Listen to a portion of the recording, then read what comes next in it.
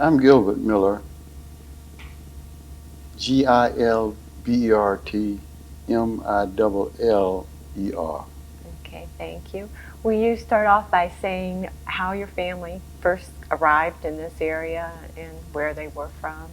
Well, my family arrived in this area in the early 1900s.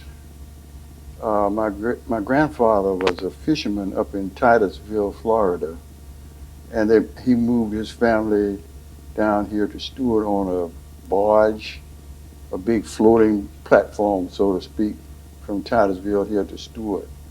And he was a fisherman here also. And from time to time, he brought his entire family down here to live permanently. So at first he came by himself. Then? Yes, oh yes, he came alone during his time that he was a commercial fisherman. And then after the fishing was good here then, and he went back and decided to move his whole family here, the Allen family, Thomas Allen. Do you know what kind of fishing he did? Was They- he a net fisherman? Or? They did all kinds of fishing during those days. There were no restrictions if you had a net. Cast netting was one of the things. And if you had any other kind of nets, well, you were permitted to use them because they didn't have any laws and no restrictions on what you could catch, how small, how large, what you had to release, anything. All that is new now. So the fishermen were on their own to catch whatever they could market. Do you think he worked with a crew? It was a more or less a family affair thing because I remember my uncle John Allen was one of the most famous fishermen in the family. Not only did he fish, but they hunted also. So were they boatmen or just outdoor men doing? No, they were mostly outdoors hunting type people from the old days farther back than the early 1900s here. But later on, they branched out into different occupations. One of my uncles, Tom Allen, named after his father, had a trucking business, and the first job he had was a sanitary collector. We used to call them scavenger wagons, and I can tell you a little more about that too if you want to. That would be nice. So did he work for Stewart? No, as a scavenger? No, he had his own business. I remember my grandmother and father got together and bought him a truck, and he would hire himself out to private industries or private people to do hauling. Later on, when the sanitation became a problem in Martin County and in Stewart particularly, he approached a city, I guess, and they hired his services to be a scavenger. And they had outhouses in those days. That's what I was wondering, if it was with the outhouses. Yeah, it was the outhouses, waste. and in each outhouse they had a couple of, I guess there were about 20-gallon cans in each one of them with some kind of creosote or disinfectant in the can. And I can't remember how many days per week, but at several different times during the week, the scavengers, well, they call them scavengers, they would go to each outhouse and empty this refuse into a big container on their trucks. And they went around and collected from each one of them. Do you have any idea where they took it? I have no idea. I imagine they had a place outside of the city limits, somewhere outside of town in the western part of the county where they disposed of all the waste material that they collected. I'm not sure. So in those days, they probably burned the burnable things and like buried their glass. So this was just the outhouses. No, this was just the outhouse. So business. he didn't do the Now, trash. the citizens at that time were more or less left on their own to get rid of their household debris, garbage, and what have you. And usually they had pits outside where they either pitched it in or buried it. So that's interesting. So after your grandfather, the fisherman, came, do you have any idea when he brought his family? Uh, as far back as I can remember, it was very early, uh, maybe 1906 or 7, somewhere along in there, because my mother was born up in Titusville, so in 1903. So it was after she was born that they came. That she was moved down here with my grandmother. Do you know where they lived? First, they had a house. I never will forget. This house was a two-story building, kind of east of where the present Martin County Hospital North is located, and they lived in that house right beside the river because they were fishermen, so naturally they wanted to be close to the water. Now, whether or not they own that building, I'm not sure, but that's where they first moved. And interestingly enough, the river bottom out there was sandy, kind of sandy, loamy, and filled with cherry stone clams, the small type clams. And we would walk out there as kids and pick up buckets and buckets of clams for, home consumption, not to sell. Now, your grandparents weren't living in that area when you were after you were born, Oh were they? no, no. Okay. We moved to another two-story building in what is now East Stewart, formerly, as I can recall, McDonald's subdivision, I believe.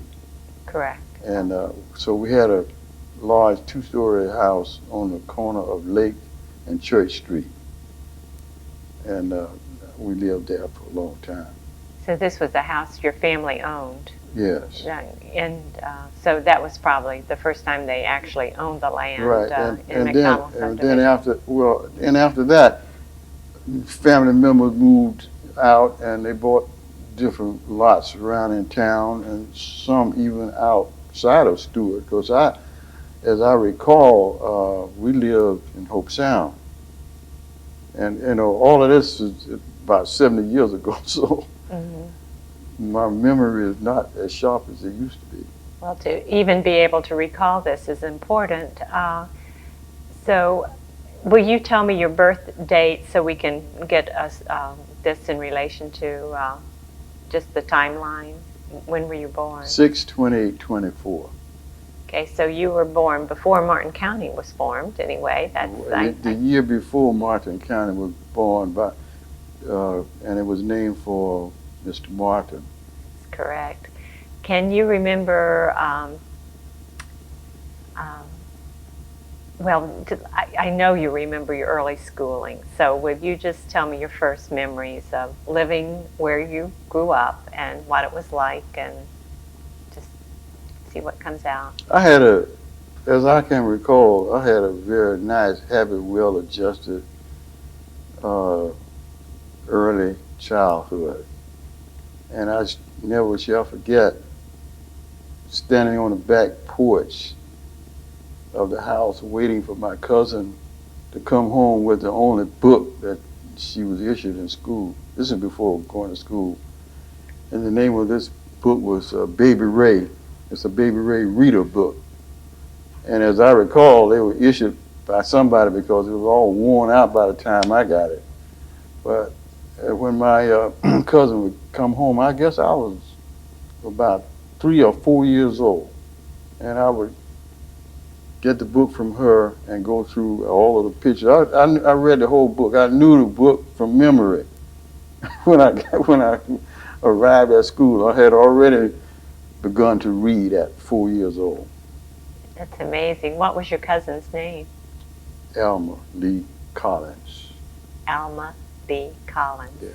And did she live next door or with you in the same house? No, they lived upstairs from us, yeah, in the same house, and that's why I had access to all the material that she would bring home from school, and every time she would come home from school, I went over to everything she had in school that day. Did anyone encourage you, or did you just do that because you were curious? I don't think I was prompted. I just wanted to know what school was all about, because every day she'd go to school. I had to stay home, and I couldn't understand that why I couldn't go, but I wasn't old enough. And when I was old enough, I went into what they call primer. This is a grade before first grade at that time. And I spent a year in primer. When I had gone through all of the work prior to my arriving at school, because my cousin had all the information, and I went through all of that at home. Since you later worked for the school system and were a teacher yourself, I mean, you can look back and realize that here is a precocious child, and how did they handle this child, you, in the school? Well, when I went to school and was able to read when I arrived in school, the teachers wanted to skip me, as they call it, to another grade. But my mother said, no, I want him to go through every grade. So I'm a whole year behind now. I wonder what would have happened to me had I gained that year in school. But my mother said, no, every grade, he's supposed to go to every grade so he doesn't miss anything. And I didn't miss anything. So Can you remember your teacher? That Pardon? First teacher? Can you remember the first teachers you had? Yes, Mrs. Murray. Now, this is not the Robert G. Murray. This was his brother's wife, and the Mr. Murray was the principal of the school. His name was C.E. Murray. He was the principal of the school. Mm-hmm. He also was the undertaker. He was a music teacher, but his wife taught all the first, second, and third graders. And I remember her distinctly, a beautiful white-haired woman. Never shall forget her. So, at first I thought you said it was not the principal's wife. Yes, it was. It was. C.E. Murray. Wife who taught you. There were two sets of Murrays that taught him. I realize that. But this was C.E. Murray So. and his wife. I've heard about a Myrtle Dean. Was she before your time? Beg pardon? A Myrtle Dean, a teacher there who influenced the older children. Have you ever heard of her? I remember the Dean family, but I don't distinctly remember the Dean lady as a teacher. Okay. When were you aware of some kind of government, some kind of town government or Martin County government growing up? When did you even realize we had a county and were a county? Can you? Well, it was some years later, as I attended upper elementary school, like fourth, fifth, and sixth grade, right in there. I knew that you had a system of government. Sure, everybody knew that. The first thing you knew was the mayor of the town, whoever that was at the time. And you knew about the school district and some of the works. Of course, we had separate school districts in this one district, and you knew that there was a sheriff and the police officers and that kind of thing. Yeah, so sure, we knew at an early age that there was some system of government and organization in the county that was responsible for everything. Did you notice that your people weren't represented in that government? Sure, sure. Will you tell me a little bit about, segregation and the fact that there were so few books in your school? Well, distinctly, I remember that, yes, the schools were, not only the schools, everything else was strictly segregated. You lived on this side of the track, quote unquote, and I lived on this side, the other side of the track. But the twain did meet. Kids always have a way to get together and play together, fight together, argue. Because I had a lot of fights on what is now East Ocean Boulevard. It was formerly named 4th Street. And because we had fights with white kids over the coconuts that grew on either side of the street. And in that later years, we laughed about and joked about the different. And so it wasn't anything hostile It was just what the law said at that time was. And so people adhered to the law to a certain extent, but they still found ways to get together on other bases. I remember when we moved to Hope Sound, there was a shell pit near the Indian River on the riverside, and we swam in that, black and white kids together. We swam in that shell pit because my father didn't cotton to the idea that we were all swimming in a shell pit because it was real deep, but we were all taught how to swim because we always were fishing around the rivers and that kind of thing. And white kids, black kids, I don't know what they said when they got home. Well, were you doing it on the sly, the swimming, both white and black kids? Were they? Well, did you really have permission? Nobody. We didn't ask anybody anything. We just said, "Hey, we're gonna meet such a time." And one of the families, one of the old white quote families in North Hope Sound at that time were the Moores, and Mrs. Moore was a county agricultural agent, and all of the kids would meet with their parents when they did canning of vegetables and any other thing that they wanted to put up at that time. And our job was to go out in the underbrush and get all the loose wood we could find and bring back. And they had big metal wash tubs where they built fires, and they put all of the canned goods in the bottle glasses that they used for canning, and they canned everything under the sun that grew out in the farming areas. And then after it was all canned, so many families would get so many of these cans of whatever it was canned up. Mrs. Moore supervised that? Who did Mrs. Moore, the home demonstration agent, supervise that? Yes, yes. The county had to have someone to do it. And this was a way to keep people off what they call relief at that time. So they went out and picked the vegetables off. I don't know how all these vegetables got there, but they did. And if they canned meats of all kinds too. In that wash pot? Well, boiling not in there? They prepared it and they put it in these cans. Some was in jars, but they call it all canning, whether it was in a can or a jar. Right. And they heated it to a certain extent, and they put it in these cans. And if I recall, they put them in the wash pot and they boiled them. Then they had kind of old-fashioned pressure cookers. Well, that's what. They had all kinds of ways of preparing things, and all this was done at home.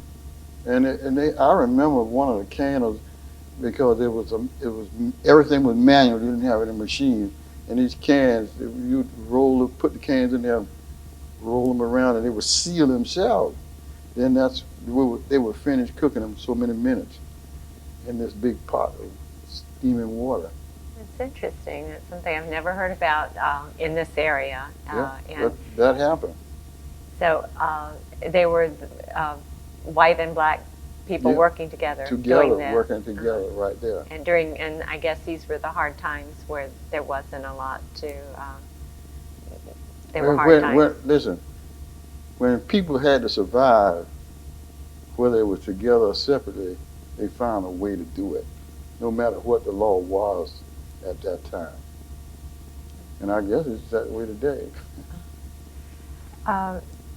Did you have brothers and sisters? No brothers and sisters. I was single.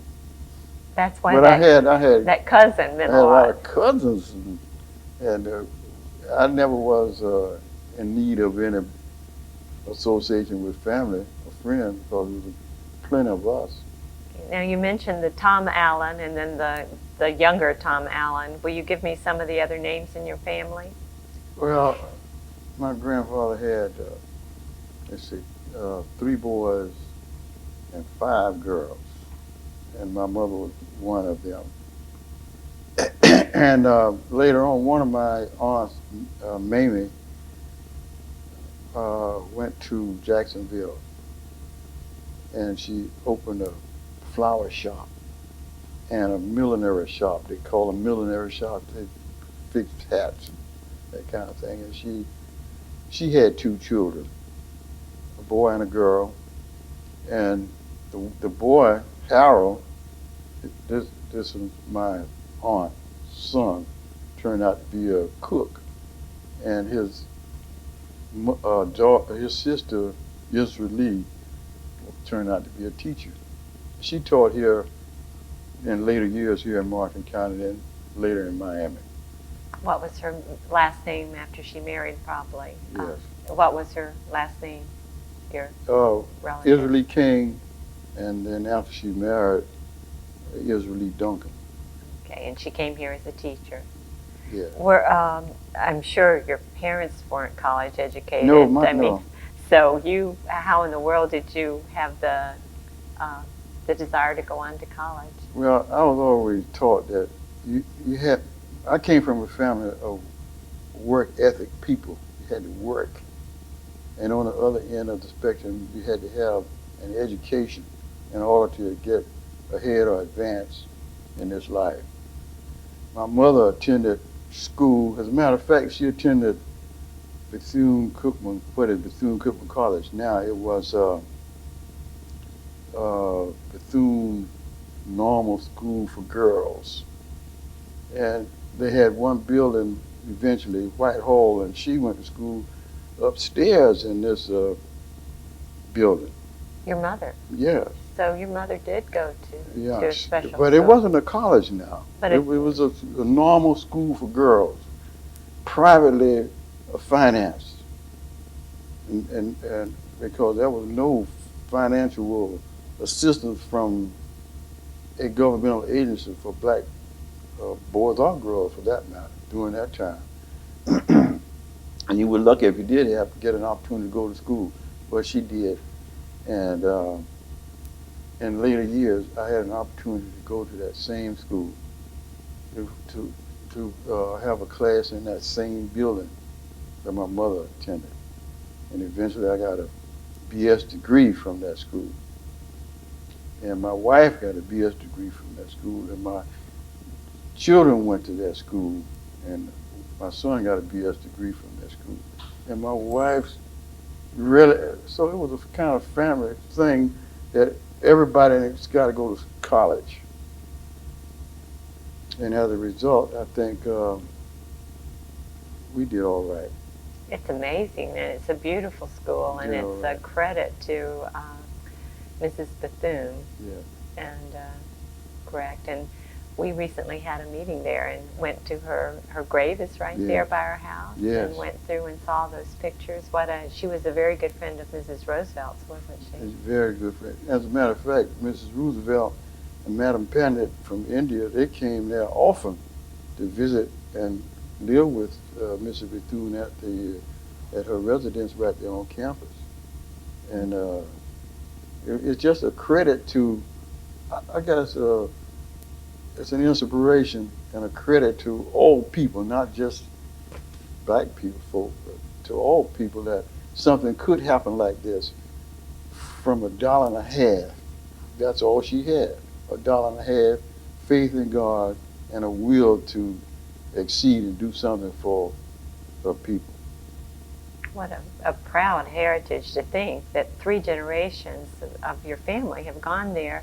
Is there anyone else in town that has had 3 generations of, you say that a normal school wasn't a college, but it was advanced for its day, it was a higher education for what the usual child had, black child particularly. Yeah. So that's. But there are other Bethune-Cookman College graduates right here in Martin County. And one of them right now is the principal of one of the schools here. Who is that? Zenobia Anderson. Oh, how? Yeah. Well, nice. She went to school with my son at Bethune-Cookman College. So, and then there are other people like Crilly McHardy. He graduated along with me from Bethune-Cookman. Boys of Heron graduated from Cookman. Emma Jackson graduated from Cookman. Boyd Herron's brother also graduated from Bethune-Cookman. Shirley Hirsch graduated from Bethune-Cookman. And there's a lot of people here. That's great. They And took not advantage Florida of it. A&M, you think of Florida A&M. I realized that some went there too, didn't they, from Well, I went to Florida A&M my first year. And the reason I went to Florida A&M, it was a state school, and it was a little less expensive than going to Bethune-Cookman. Bethune-Cookman is a private institution, and they have always, as I can recall, from the early days, they've always been integrated. Whether the state said you stay on this side of the street to that didn't apply to Bethune-Cookman College, because it had always been integrated, as I can recall. I remember them saying that. But I went to A&M right out of high school, right to A&M. But then I went to the Army right out of my first year after A&M. And then after the Army, I came back and decided I wanted to go to a private institution where there were fewer people and better background for education. And that's why I went there. You played sports in high school? A little, not much, a little. In high school, remember how long ago that was? And you had to scrounge for uniform. You had to more place to play. And I wasn't very good, so I was always a substitute. But they did have sports Yeah, teams. but we did have, no sports. We had football, basketball. That's it. And I don't recall a baseball team. That was all. And the girls and boys played too. I'm thinking of a picture I have that has you in it, but perhaps you were the coach in the picture with some kind of ball team. I'm sure you're in it. I might have been standing around, but I never was a coach. No. Oh. I like sports, don't get me wrong. But I never was that athletically inclined. And my skills were not good enough to be on, quote, the first team. I'm standing on the side. Hey, if somebody get hurt, I could go in and rest somebody up. But I was not an expert by any means of a strong imagination. If they had had academic games in those days. If they had academic games, I would have been right there, yes. That's good. Would you be candid and talk about what it was like with the segregation, the difference in the community where you all had all of your own barbershops and stores and kind of had a little community that really was lost, I think, once we all were mixed together, and also about how it felt. And listen, even though the law was on the side of separation, just like I said prior, people always had a way to get together. And especially when a dollar was being transferred, the bigger stores, black folk went to those stores. The bigger dress shops, black women went to the dress shops. But now it might be a policy on how they could not try on stuff or could try on clothing, but they went to those stores. Doctors' offices, they went to the doctor. So, black folk didn't have their own doctors, very few. So, but like with separate waiting rooms or doors, it seems like that would have really hurt and irritated and infuriated. Yes, it was a irritation, and it was a kind of block to progress. Because if most people had equal opportunities in the past, we would have been further along in our villages and everything now. But the opportunities were not open up for black folk. They were restricted. And even on the trains, they were restricted. And I never shall forget, I had gone to Europe spent 3 years in the Army, most of it overseas. Fortunately, I survived it all and came back and was discharged at Fort Dix, New Jersey. That's where I went into the Army. And when I bought a ticket to Hope Sound on the train, and when we when the train arrived in Alexandria, Virginia, the conductor came and told me I had to move in another coach. And I told him, I looked at it and said, well, this ticket says Hope Sound, and it's seat number so and so, so I'm not moving. And then he sent a black, as I recall, he sent a black porter, yeah, to try to get me to move. I said, no, I'm not moving. And I had on a uniform, United States Army uniform, and I had just come from overseas. So now, I said, when I leave this coach, it will be in Hope Sound, not before. And you did stay. And everybody in the coach was listening, waiting for something to happen. When I spoke with the conductor and told him I was not, they all clapped. And when I got off the train, it was in Hope Sound. So yes, there were some anxious moments in each of our lives that prohibited people from free organizing, a free flow of information and association. And we resented it. That's why all of the marches, all of the hostilities in the late 50s and early 60s, because there was this law in the state of Florida, and I guess somebody could research this to make sure it's correct, that even the utilities and the plates in cafeterias that served blacks in the back were not the same utilities that other people had to use. You couldn't drink out the same anything. They had a set of dishes for you and a set of dishes for me. And so it was not only humiliating and distasteful, but it darn sure was embarrassing. And I could recall incident after incident.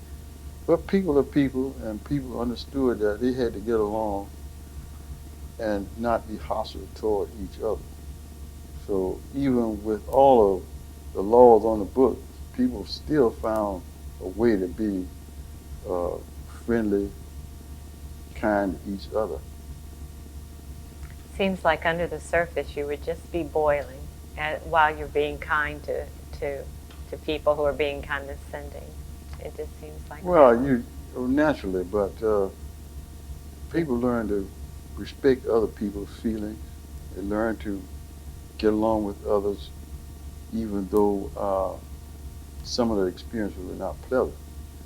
So sometimes you look at certain situations and go on. Do you have some comments about how the transition from segregated to integrated situation in our school system went? Do you have some comments? Locally, I don't recall any big upheaval. I don't recall any hostilities. The county government, local school board members, and a few in particular knew that it had to happen. And they looked at what had happened in other areas of the country, and they didn't want that to happen here in Martin County. And as a result, they quietly, smoothly assigned people certain jobs, certain schools, and certain responsibilities without any hostility whatsoever. I don't recall any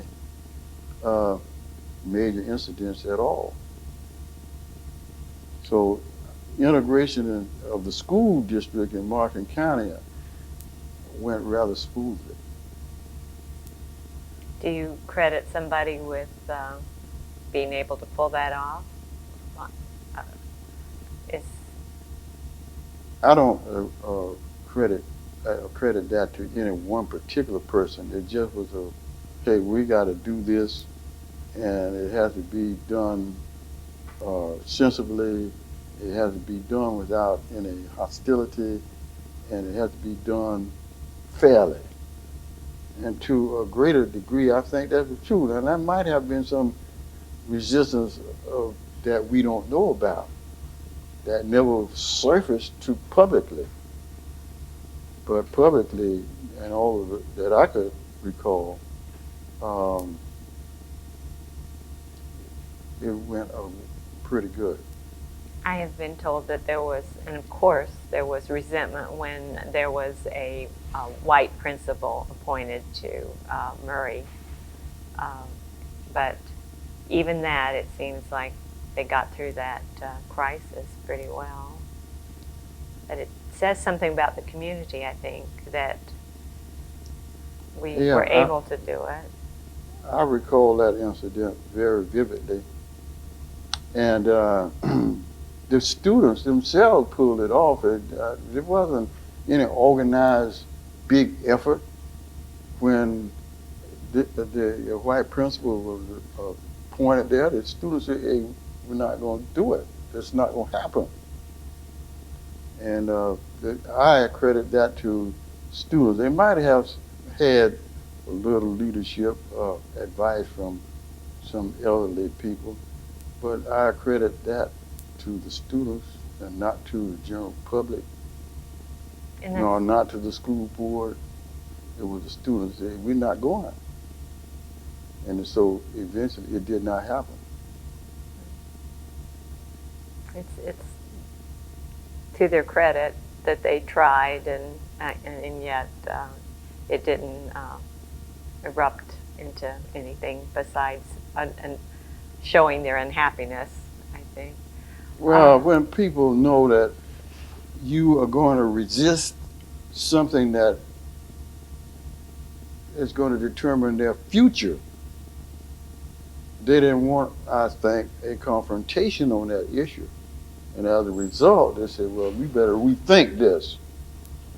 Because if not, we'll be just like the other counties and the other states around us. So you had some cool heads somewhere.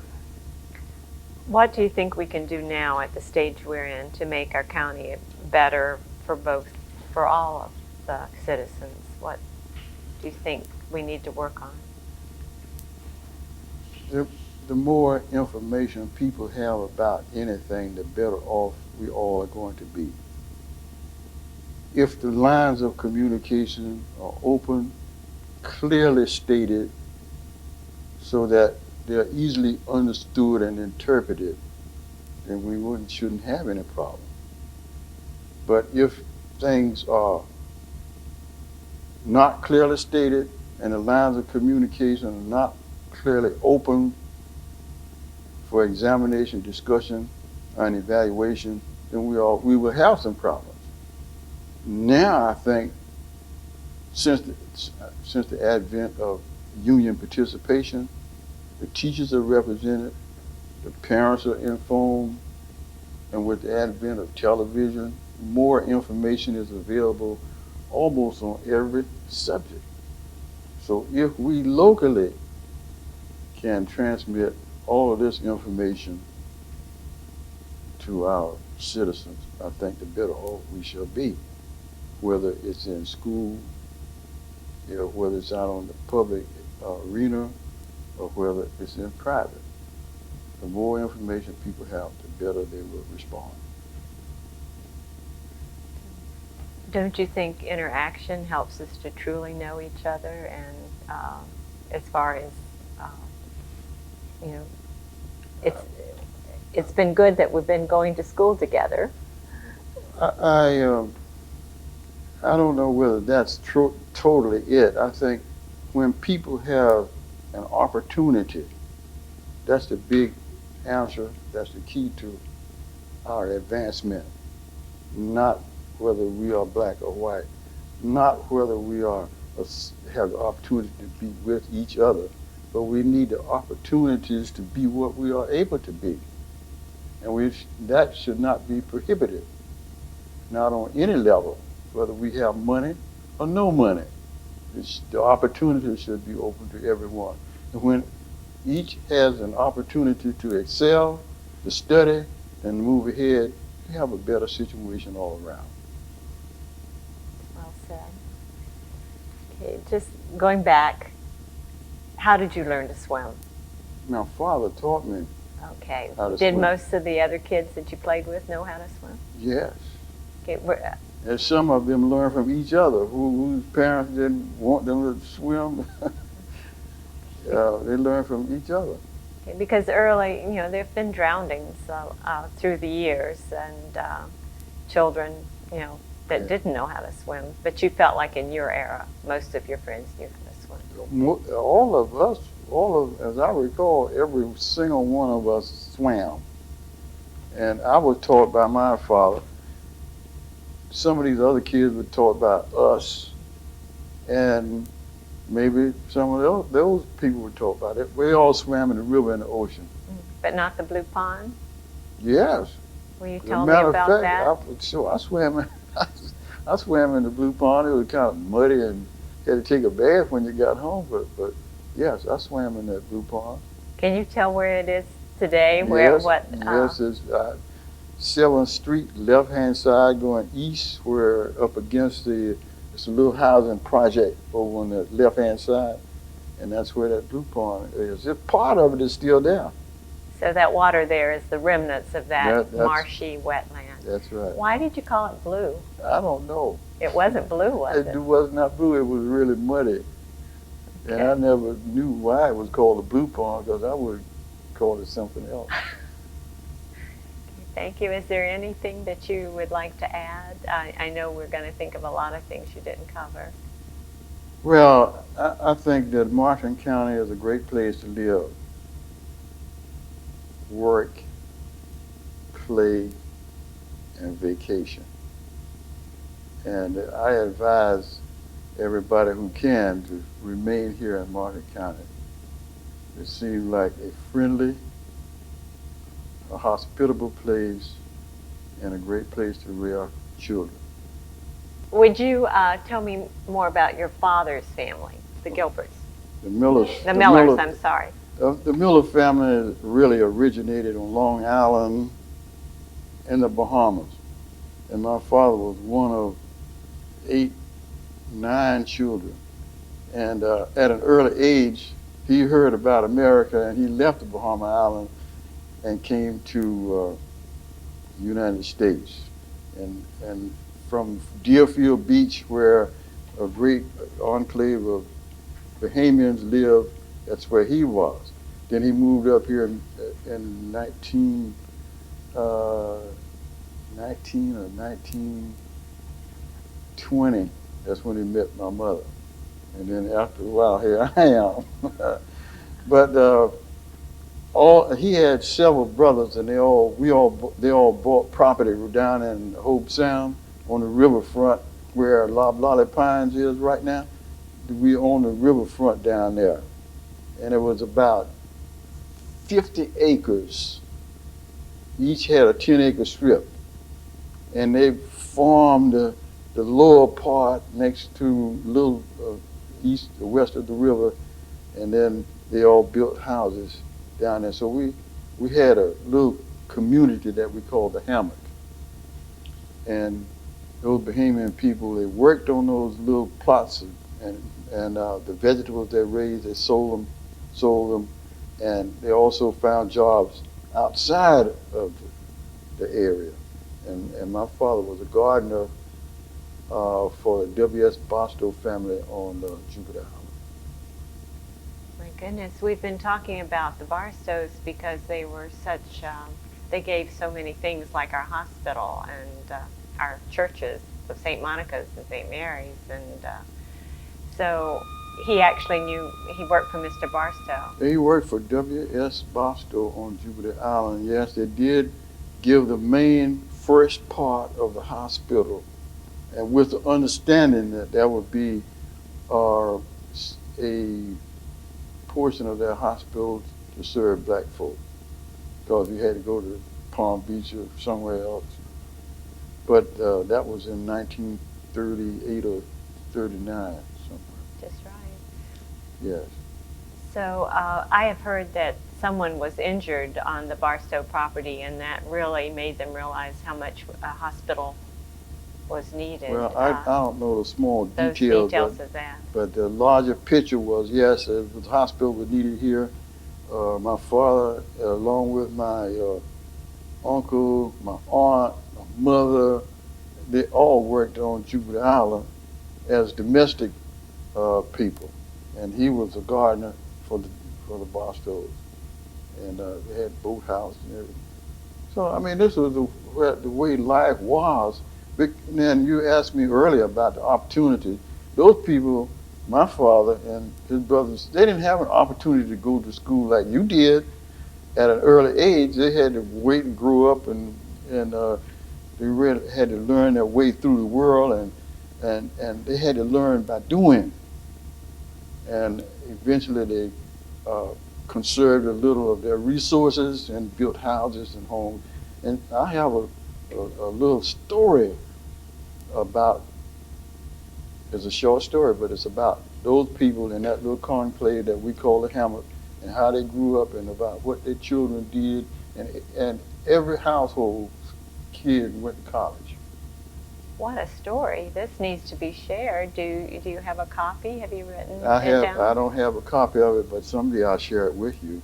I really wish you would. They owned that property too, didn't they? We did own it, but then along came the time when so much of that property was declared wetlands. And you know the end of that story, I don't want to even tell it. So were the Reeds involved in that? I mean, in Loblolly Bay and their development? The Reeds was involved to a degree in Loblolly Bay. And Mr. Nathaniel Reed owned some property right next to our property down through the years. And of course, that's another story. Seems like a very interesting story. I mean, you didn't lose your property because it was declared wetlands, did you? And that's another story too. And I will tell you off camera sometime about that. Well, I would think that you were the only, I mean, that's the only riverfront property owned by African Americans that I can think of in Martin County. Can you think of anyone else that owned land on the river? I can't. That was it. The Miller family and the Farrers shared about 60 acres. Those little lots, was it a subdivision? No, it was just different lots in 10-acre plots. So long ago, the Pineapple Association subdivided that, like before the turn of the century. Do you think those were the lots that maybe, I mean, we'll have to study up on that. That's very interesting to me. I'd love to hear more about that. So when you left Stewart, your father was going to join his brothers, kind of in that yes, enclave. in that right. So were there others besides Millers, or were they all Yes, Millers? we had Lincoln Miller, Martha Miller, Izola Miller, Turner Miller and his wife, Jake Miller and his family, Thompson, all these Bahamian people, and then Tommy Fair and his wife. And we all lived right there. And all these people, offsprings, went to college. It was just an interesting story. It's a wonderful story. It needs to be shared. That's very, very interesting. And so the school that those children attended would have been in Salerno or Hope Sound? Hope Sound, East Stewart High School, then to the various colleges. As a matter of fact, my first cousin, Dr. Jake Miller, he's the author of several books. And he and I both attended Bethune-Cookman College. And he went back in later years after he got his doctorate degree from Chapel Hill. He went back as an instructor at this college, and that's where he retired from. From Bethune-Cookman. Yeah. The titles of his books, the subjects of them, are they on academic books? They were academic books on instructions and Yeah. education. Okay. Okay, textbooks kind of. Okay. Well, how interesting that these Bahamian men married American girls, Yeah. and they were Stewart girls that they Most married. most of them did, not all of them, but most of them did. Did they kind of dilute their Bahamian heritage and ways of cooking and eating, or did they maintain that? They maintained it and added some American culture and culinary arts to it, and it still exists today. Okay. So you don't live on that land today? No, Oh. And all of that 60 acres is gone? it's all of it is. But you did, is it a park? Is it part of the park? Yes, The it is. Peck Lake Park? It's no, not Peck Lakes Park. It's north of Peck Lakes Park, north of La Valley Pine. But it's designated. It's the county property now, and it will be developed, I guess, in later years and incorporated with the other county properties from there to Cove Road. All that was county property, and it will be turned into some kind of park area available to the public in later years.